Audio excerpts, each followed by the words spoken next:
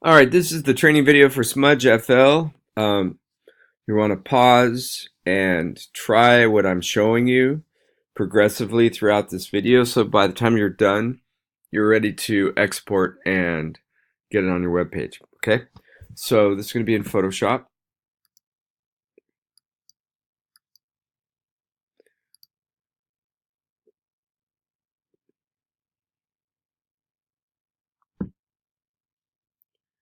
And let's open up an image um, off of room 31 or your photo booth. You got to get pictures that were taken here at school or in the classroom.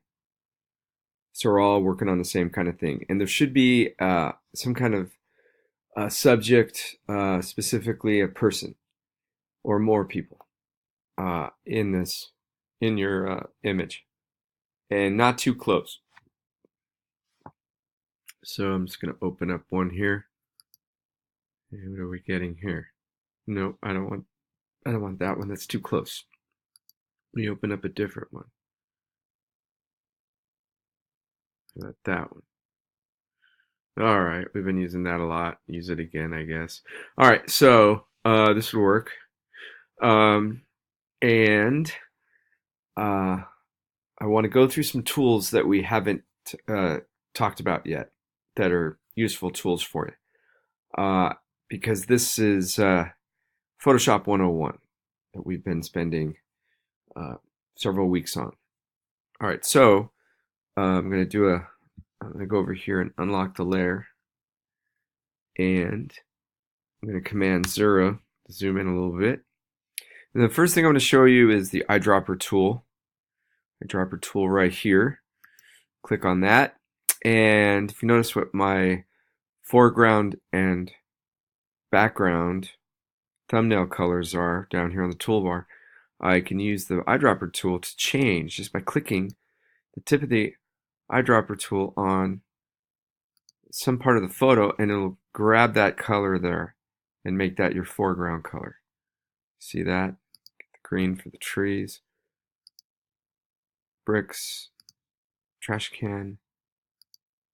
Useful for skin color.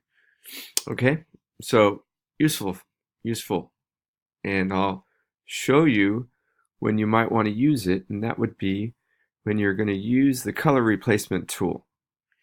That one is with the brushes. So I've got to go to where my brush is at, and that's 2 below the eyedropper tool. Click and hold to get the list that's with it. And the third one there is the color replacement tool.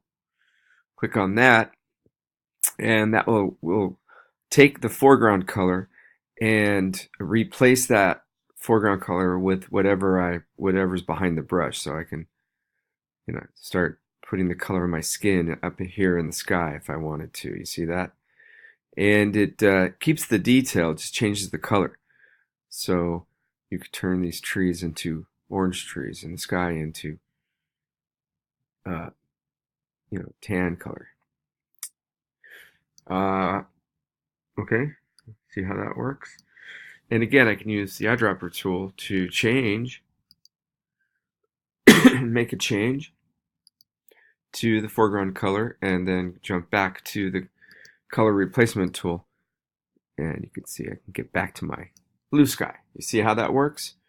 All right, so that's the color replacement tool, kind of working with the eyedropper tool. And if you're this would be good if you're trying to blend two pictures together and make the two pictures kind of look like they're the same picture. Taking colors off one picture and putting them on another, make that kind of look like that. You do a better job at combining images, like There I Was, or Lasso FL, that type of thing. All right, the next tool I want to show you is the Magic Eraser tool, and I'm going to go to where the eraser's at, and that one is right here. So I like to always reference my tools. So if you look for the teardrop or the type tool, it's 1, 2, 3, 4, 5 above the type tool, the eraser tool. And you know how that works. You just go out here and start erasing pixels, right? And that's destructive. Those pixels can't come back unless you undo your erasing. But if I use the magic eraser tool, what that does is it picks a specific color, boom, and removes it from the image. So you just click on a color you want to get rid of. Back. But the colors have to be touching. So if there's any break, it will stop erasing. You can see that? I'd have to kind of go around and do it like that to get everything taken out. See that? But it's useful. It's a good tool. It does a good job, except not on that. Or if you, if you do decide you wanted to go with something a little bit off like that, you could always jump back to the eraser tool and clean things up if you needed to, right? At least you get most of it. So that's the magic eraser, and any word that uses magic or any tool that has the word magic in it means it's for color. So the magic eraser would erase a color. The magic wand is a selection tool that selects by color. So just remember, magic is associated with color in Photoshop. Okay, the next thing I want to show you is remind you about those custom shapes that you used earlier in the year, last semester. And so find the type tool and go 2 below that, or find the selection tool right there and go 1 below that. Probably have the rectangle tool there, but you might have the custom shape tool. But anyway, if you have the rectangle tool, you just click to get the other tools that are with that tool. And at the bottom it says custom shape tool. Okay, if we go up here to the control panel, we can see that we have it as a shape, not a path and not pixels. It's a shape. Go ahead and keep it that way. That way you get a new layer. It has a fill, which is currently turned off. It has a stroke, which is currently blue, and some stroke sizes associated with that. And then, but if I go all the way over here to the end here, here's my list of shapes. And there's maybe only 10 or 15 shapes that you could see if you haven't loaded all of them in. So I'm going to show you how to load all the shapes in. So we're going to go over here to the little sprocket or gear. And I'm going to go down where it says all. And I'm going to click OK. Now I've got all the shapes. And just a reminder how that works.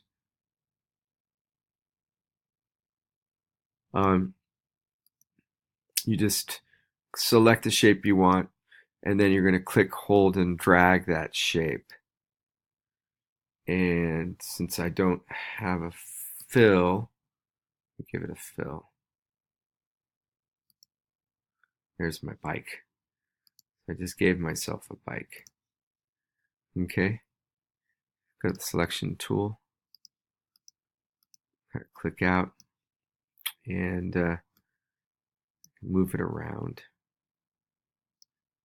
Okay, and if I Command T, and I can do those things. The Command T lets me do, all right, rotate and stuff. So just some more stuff with these custom shapes, okay? And again, that's how you load to get all those custom shapes in. Oh, I gotta go back to the custom shapes. That's why it's not showing. And they've got a lot here. All right, so use those, okay? Use it. All right, and finally, I want to show you the smudge tool. Yay, smudge tool. Smudge tool can be found below or with the blur tool. So find the type tool or the pen tool and go 2 up from there. Okay, and you want to click and hold. And then you want to select the third choice. And you want to make sure you're on the layer that's got your pictures, not your shapes, but your picture, your pixeled picture. And now it is a brush, so I'm gonna zoom in so I can see So I use the zoom key to zoom in right here with the option of plus. Okay, so how I do that? And I can use the minus and zoom out using the zoom, which is that magnifying glass right there. So use that to zoom in to the thing you want to smudge. Then I have the hand tool. The hand tool lets me click and drag and move a zoomed in image around the workspace so I could do stuff to it. You could also use a keyboard shortcut, which is the spacebar, just the spacebar. And then it actually jumps back to the tool you were using. So I'm going to go back to the smudge tool. So if you hit the spacebar, see, it becomes the hand tool. And now if I let go, it's back to the smudge tool. That's a lot of smudging. That's pretty big smudge right there because it's a brush and that's a big diameter. So I'm going to use the bracket keys to make it a little smaller. And maybe I want to stretch those Batman ears out a little bit. Strength is pretty weak. I kick that up in the 40 to 50 range. Okay, there we go. Get a little more action. Make a hairdo out of my mask. Right? Elongate my chin. You know what? Maybe strength of 47 is too much. Let me take it down a little bit. See how I'm using this? Kind of decide. Get those hat all smudged around. But you can see what smudging does. It smudges the pixels, pushes the pixels around. It's a pixel pusher. Okay. Smudge my fingers. Right. You can get really crazy. Kick the smudge way up. And then you're like finger painting. Then it gets crazy and silly, and you can't really do so much crazy stuff with this, right? Be just completely something else. Anyway, interesting. Let me zoom out and conclude this training video and tell you that it would be cool if you would use the smudge tool on this and name it SmudgeFL. Also play around with some of the other things I just showed you, maybe with the custom shapes and the smudge tool.